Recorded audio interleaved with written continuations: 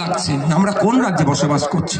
মায়ের হাতে 500 ধরিয়ে দিচ্ছে, মায়ের যে সন্তানটা স্কুলে যাচ্ছে পর্যাপ্ত পরিমাণে সেখানে শিক্ষার কোনো পরিকাঠামো নাই। একথাই যখন আমরা বলছি তখনই আমাদের দেখে দেওয়ার চেষ্টা হচ্ছে। এই বাচ্চারা যারা এখানে আছেন, মায়েরা আছেন, বাড়িকে যদি বিশ্বাস নয় দেখে নেবেন আপনাদের ছেলের ভবিষ্যৎটা কোন জায়গায় গিয়ে দাঁড় করিয়েছে।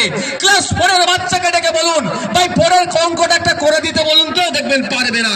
ক্লাস 4 ইংলিশে বানান বলতে বলুন, পারবে না, কারণ শিক্ষা ব্যবস্থাটাকে ধ্বংস করে দিয়েছে।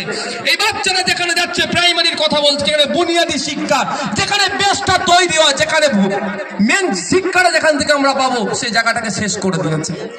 অভিষেক বাবুর মেয়ে তার প্রাইমারিতে পড়ছে না, ও কি বুঝবে এখানকার জ্বালাটা?